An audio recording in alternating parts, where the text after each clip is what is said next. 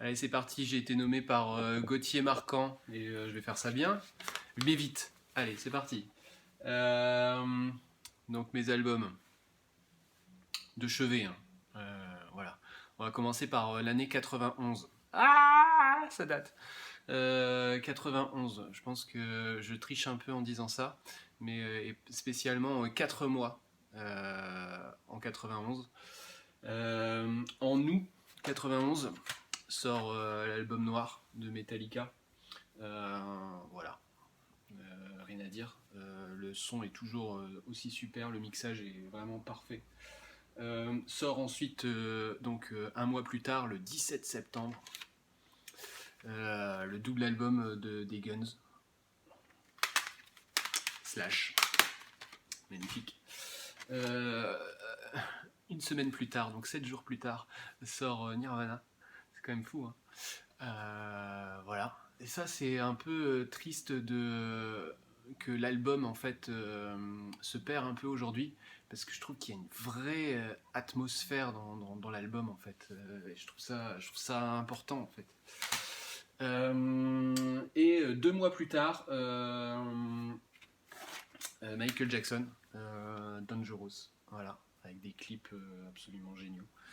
Voilà, je pense que je pourrais m'arrêter là, la vidéo. Voilà, en fait, l'année 91, ces 4 mois-là. Je pense que j'aurais jamais fait de musique s'il n'y avait pas eu ces 4 albums-là.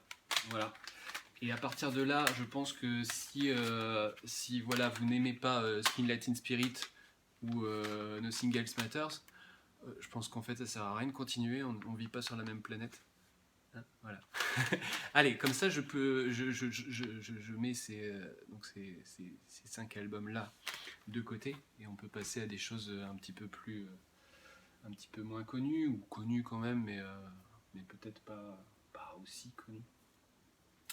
Un truc bon, connu mais moins connu, mais en tout cas j'ai envie de parler de cet album-là.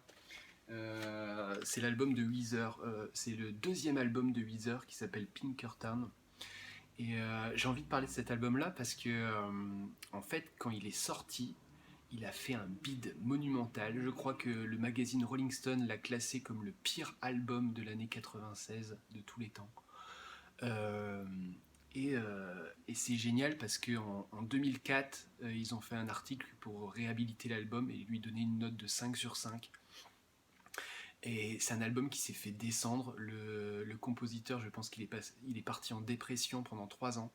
Et ensuite, Weezer a fait un autre tube, parce qu'ils avaient quand même le premier album qui les a fait connaître, mais ils ont fait Island in the Sun, et bien entendu, voilà, c'est revenu au devant de la scène. Et alors, cet album, maintenant, il est culte, il est juste culte, mais je comprends aussi pourquoi il n'a pas marché, il n'y a pas de tube. Par contre, c'est que des bonnes chansons. J'adore cet album. Voilà. Allez, un truc hyper connu.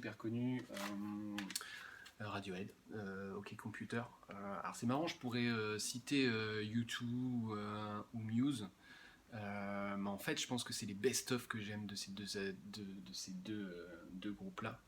Par contre, Radiohead, j'aime pas tout, mais cet album-là, c'est pareil, le mixage est juste génial, le songwriting, voilà, est à tomber. Mythique, l'un des meilleurs albums de tous les temps, quoi. Un truc moins connu. The Vials, le premier album, The One Wayne Found. Je pense que c'est un album d'auteur-compositeur, à mon avis. Je pense qu'après, c'est devenu vraiment un groupe. À partir du deuxième album, d'ailleurs, le deuxième album est excellent aussi. Ça, c'est le premier album.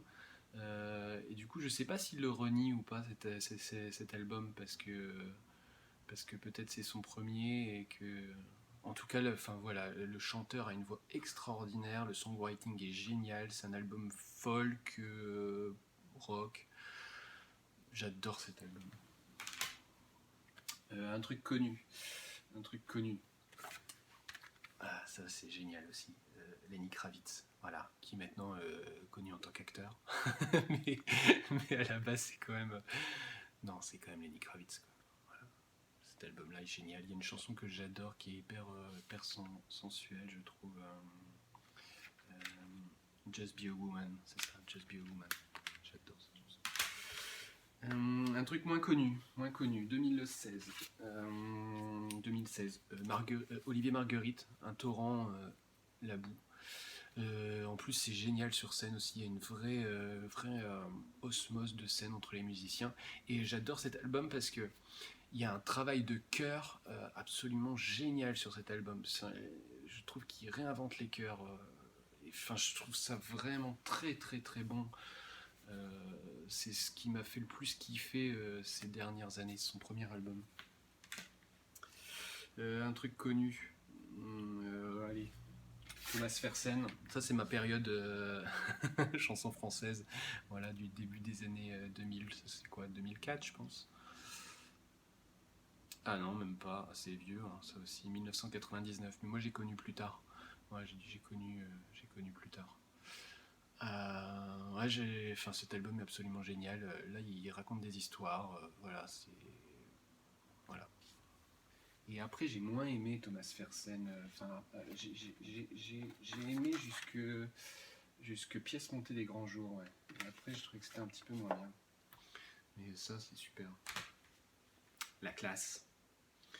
Un truc connu peut-être, ouais, Tété. Ouais, Tété. Le premier album de Tété que j'adore. Pareil, je pense que j'aime un peu moins bien maintenant, mais je trouve que ce premier album, je l'ai usé. Et ça m'a beaucoup... voilà, je pense que je me serais peut-être pas lancé. J'en parle souvent parce que j'ai été le voir en concert à la Cave aux Poètes. Il était tout seul avec sa guitare. Et je me suis dit, tiens, c'est possible d'être tout seul en fait. Et il a commencé comme ça, tout seul. Et après, bon voilà, il s'entoure maintenant de musiciens. Mais j'adore, et il y a un truc, enfin voilà, guitaristiquement c'est quand même aussi un monde, c'est un peu comme Batlick, et une façon de jouer qui est vraiment très particulière, bien à lui.